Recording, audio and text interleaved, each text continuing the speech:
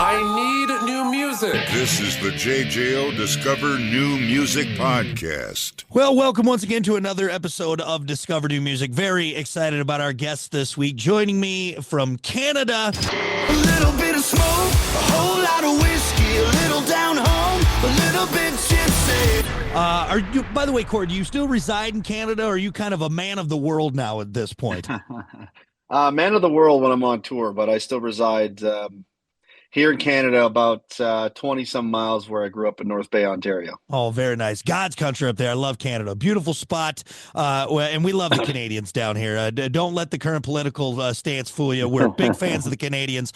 But Cory Marks joining me today to talk the new album, Sorry for Nothing, dropped at the tail end of 2024. So it's been out for just over a month. The current single, Guilty, is out right now. Everyone's getting a taste of that. So let's talk this new record, Cory. Sorry for Nothing, a follow-up to Who I Am, which I don't know if you know this or not, buddy, was a massive success to the point where Outlaws and Outsiders, the single, certified platinum in Canada, gold in the U.S., reached top 10 at U.S. rock radio, number 3 in Germany, making you the first ever to do so as a Canadian country act. So with all of that said, those accolades, that praise, for this record, did that make you motivated or did it make you nervous going into this latest project? Well, Brock, I got to say thank you for that. That's the first time I've ever heard it being introduced that way. And it sounds pretty good. I'm not going to lie. That's pretty amazing. Thank you. Thank you so much, man. Yeah, I mean, it's been tough. I mean, when that record came out, it was really, it seemed to be exploding everywhere in America, Canada, and of course, overseas. But and even way down under, but that's Australia for you folks that may not know the accent. But and then COVID hit, so it kind of just put a halt on everything, and then things started coming back together. Now, of course, we have this new album out, as you mentioned, Sorry for Nothing, that came out December 6th, and that seems to be doing all right now too. And we peaked at in the top 20 at US Rock Radio again, so that was cool. But I think I've always I'm a country artist with rock and roll attitude, if you will. And I'm just happy that, we started doing these things. I've always been that way since my first record back in 2015, and now that it's crazy to think that, fast forwarding, and I'm actually working with guys like Travis Tritt, who did that in the late 80s, early 90s, really changed the game to that Southern rock tied into country. And we love our country music and we love our rock and roll. So why not mix the two in our own sound? Yeah. And that's really just something I've always been a fan of. So, I try to write and record the best that I can. And hopefully, whether you're country, rock, or even a little metal, you're going to love this sound too.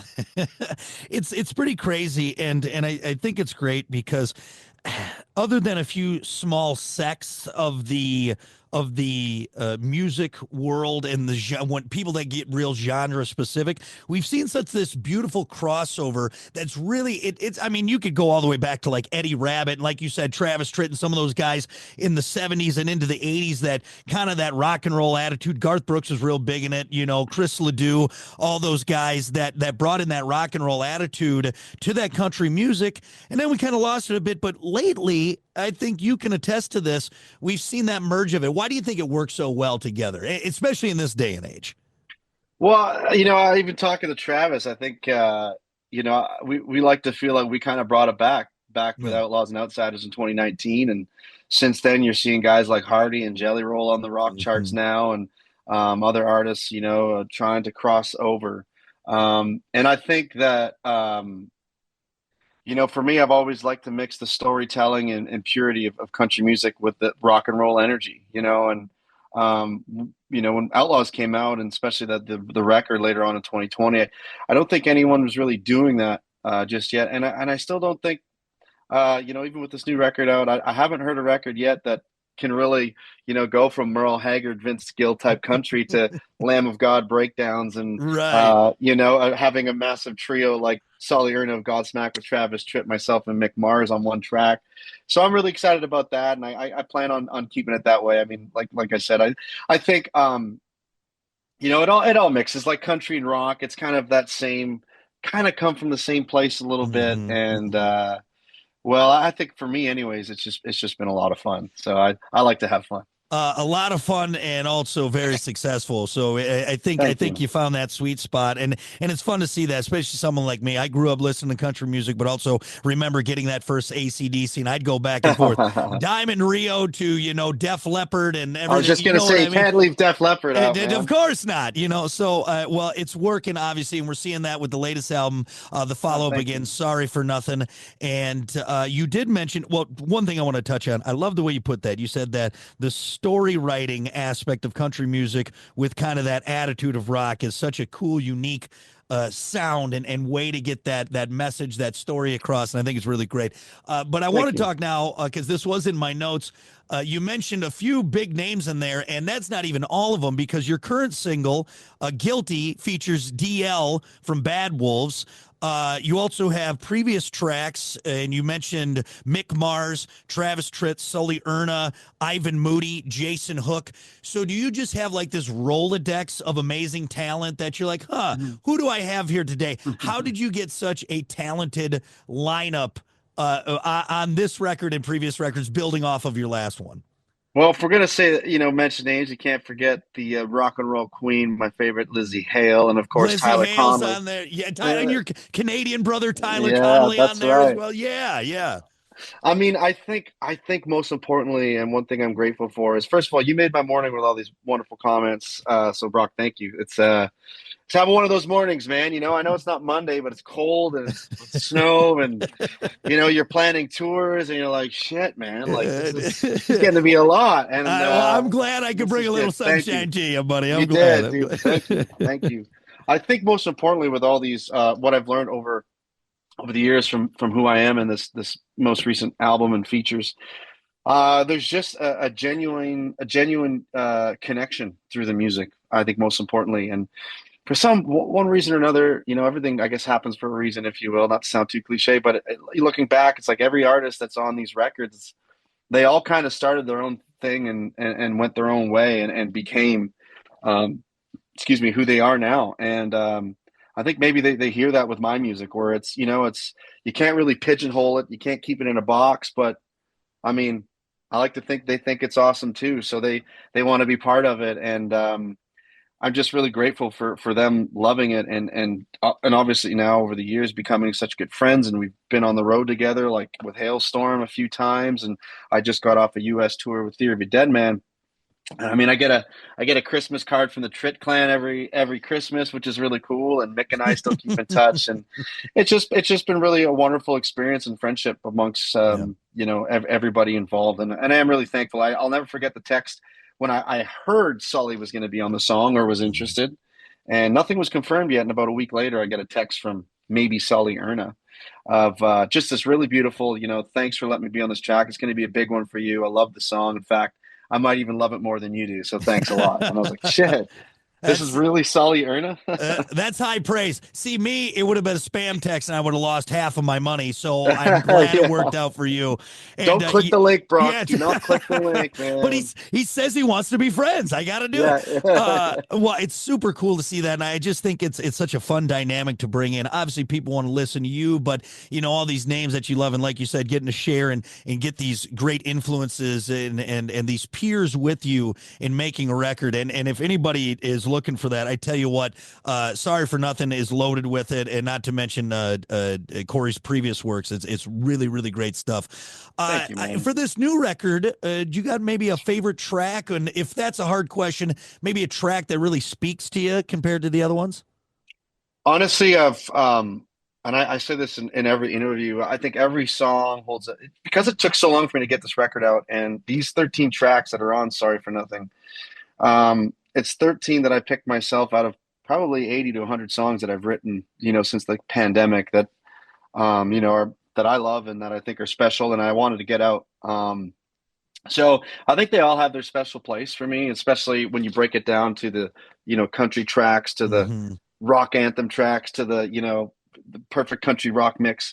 Obviously, I mean, Make My Country Rock is me. that's what I've been doing since the get-go, since 2011, or trying to. But obviously, like you mentioned, Travis Tritt, Mick Mars, All the Year of Godsmack, all in one song. I mean, and it was another big hit for me up in the U.S. and in Canada and in Europe. Canada didn't play it, by the way. So sucks. They'll come around, those bastards. But I mean, that's obviously a special track. I think the title track, "Sorry for Nothing," just because that was really one of my favorite writes with Aaron Gillespie and Riley Thomas in Nashville, and it kind of digs deep of, kind of where I come from, what I've been through and how I got to where I am now. And, I always say, like, whether, it's country, it's rock, it's a little everything in between.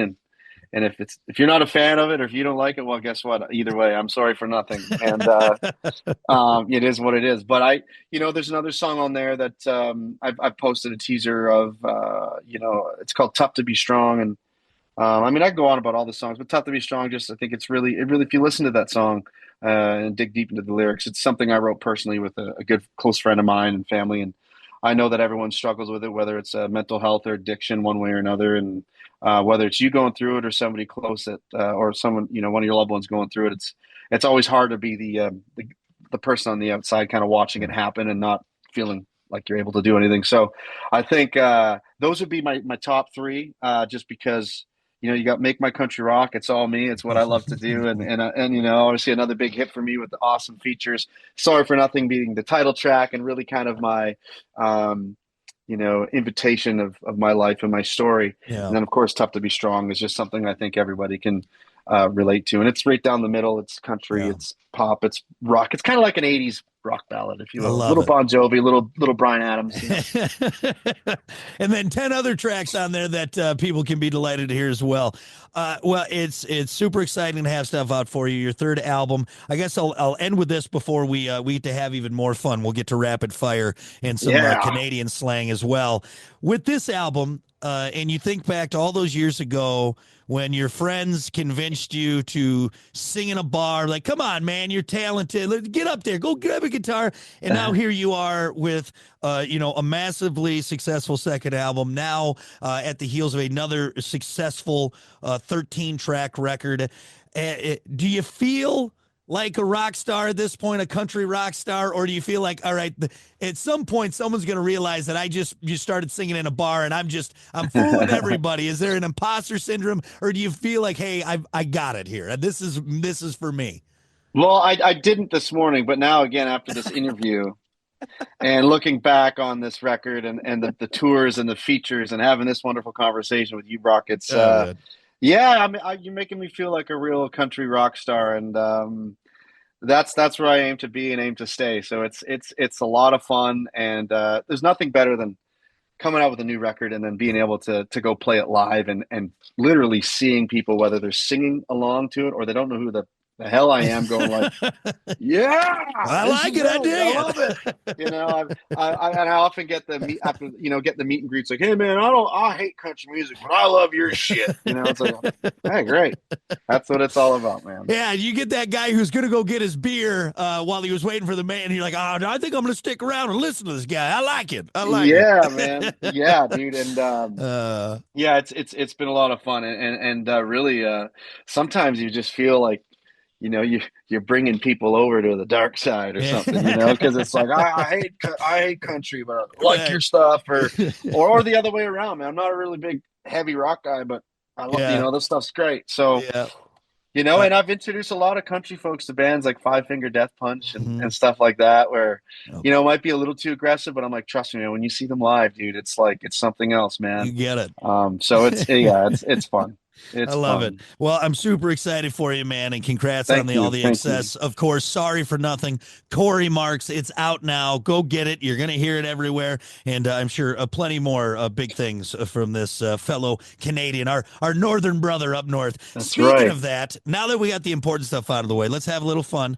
All right. Because I love talking to all the guys from Canada, and usually when I get a chance to, whether it's Adam Gontier of 3 Days Grace or the Theory of a Dead Man Boys, which, by the way, and if my grandma's listening, I apologize for this. They got me so high on my birthday one time. Dean and Tyler. Diener. He snuck one on me, and it was my birthday. They were playing a show. This was years ago down in Springfield, Missouri, and we're hanging out after at the bus afterwards. And Dean just was like, "Hey, do you want a hit?" Well, I'm not going to say no. I mean, Dean from Theory of a Dead Man offers you a hit, you're like, "All right." Well, I didn't throttle it as well as I should have, and he had that good Canadian stuff. And my wife immediately took me home. I was splashing water on my face. Oh So yeah, no. he got me good. He got me good. I always remind him of that.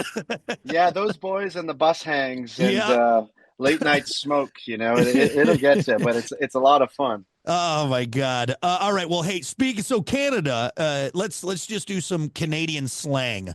What's a 2-4?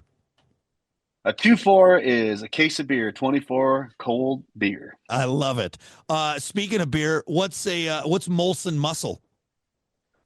Molson Muscle. That's a new one. I would say, what is that? Protein shake with a shot of Canadian whiskey or something? God almighty. I like the way you think. So the Molson, this is what I saw. And again, Canada is so big. You got slang from all over.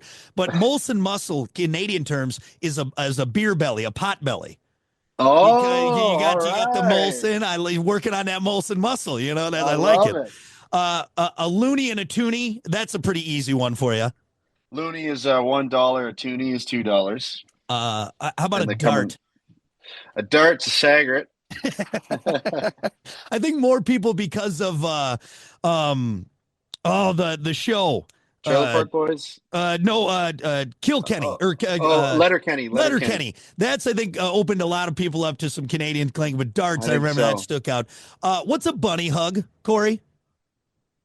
Oh boy, a bunny hug. I've never heard of a bunny hug, but I would imagine there could be some thrusting involved of some sort. Or it is not a Canadian sexual maneuver. It's a hoodie. That must be from a different part. Oh, yeah, bunny. Yeah. Okay, yeah, I think I've heard that. Look what I'm wearing right now. I'm wearing a bunny hug. I got you. You got your bunny hug. How about Cowtown? What's Cowtown?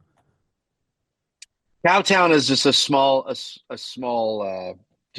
little city that's mostly farmers and farmers' fields and, of course, cows. It's a farm town, cow town. Cow tipping. Madison, Wisconsin, right? Isn't that the home of Chris Farley? we got plenty. Oh yeah, we got plenty of cow tipping you around ever here. Been cow tipping before? Did you eat paint chips when you were a kid? I got deuced with mud. Yeah, right, exactly. All right, I got one more. A kerfluffle. A kerfuffle, isn't that a scrap? You got like a little kerfuffle. Those hosers were in a freaking kerfuffle outside the bar, eh? And I told them, I said, "There's no dude. You're gonna kick your boots off and get arrested or something, buddy." Just come in, have a Molson's here. We'll go to Tim Hortons afterwards, get some Timmy. It's gonna be great, huh?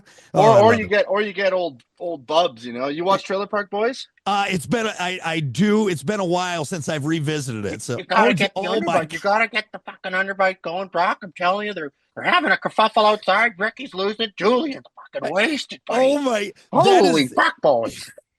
That is probably the best impression I've ever seen of that. The only thing you missed was Sam scratching. That's a nice fucking cat. Look at that. That's a nice fucking kitty over there, boys. I'm telling you, you got to keep him away from the Sam squatch because he's been sniffing around here, and I don't like it. Oh my God! Oh, that's a treasure. I'm keeping that. I would get that every time on the. I'd get Brantley Gilbert and Travis Tritt has a hoot over that too. Whenever I get into Bubs mode, his son will call me, FaceTime me with his buddies, and be like, Corey, do Bubs, man, do Bubs. I'm like, fuck sakes, boy. It's after a while though, those glasses hurt your eyes. You can only do it for so long.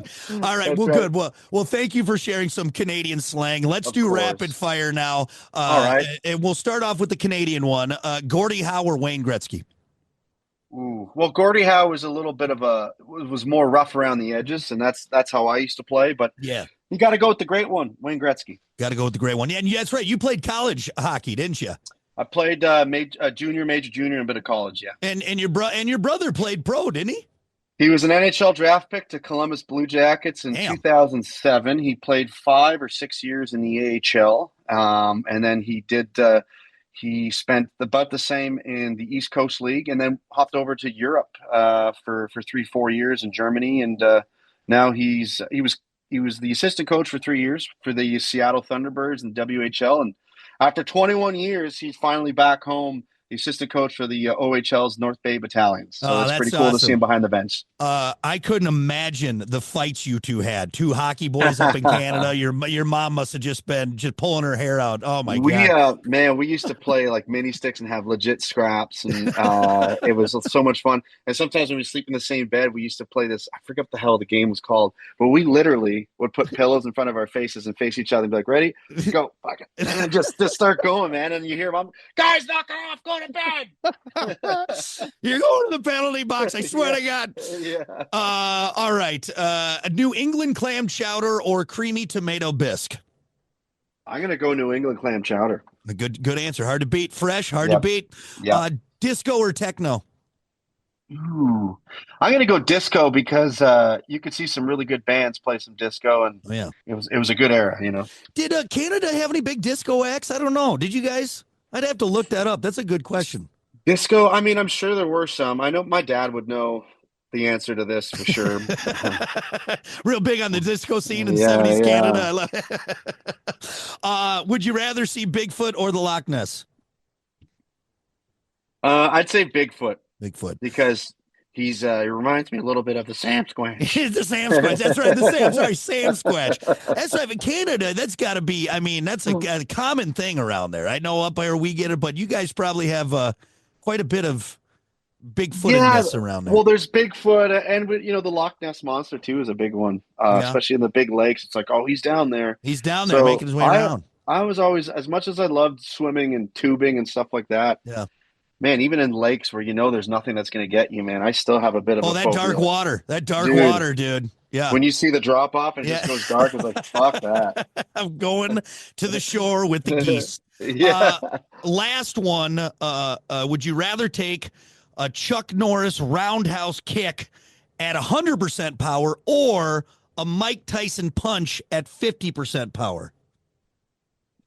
That's I would take the roundhouse kick any day. See, that's the general answer I've been getting. Mike Tyson is so terrifying. People would rather get roundhouse kicked full speed by Chuck Norris. You know what, though? On another note, Mike Tyson's one of my heroes too, man. I just love the way he fought, and I wish I would have really got to see him, do his thing when in his prime, when it was real, not rigged, right. But you know what? It'd be an honor to take a punch from Mike Tyson. That's true. You die; it's the last thing you do, but that's all right. Hey, that's fine. That's okay. Cory, thank you for humoring me. More importantly, thank you for taking the time to talk new music, have a little fun again. Cory Marks, sorry for nothing. It was a pleasure, man. Dude, thanks for having me again. This is probably one of my top 3 favorite interviews, dude. So let's do it again, and hopefully, I think I'll be in Madison at some point this year. So let's link up for a few cold ones and some great music. I love it. I won't smoke you out like the Theory Boys. Don't worry about that. Appreciate it. Thank you. For the love of God. My wife still brings that up. So, Cory, really appreciate it, man. You take care, man. And we'll see you soon. I'll be here, so we'll do that. All right. All right, brother. Thanks, man. Yep. Have a good one. Cheers. Listen, rate, share, subscribe. Discover new music now at WJJO.com, in the JJO app, or wherever you get your podcasts. Brock has a new interview every Thursday evening between 6 and 7. 94.1 JJO.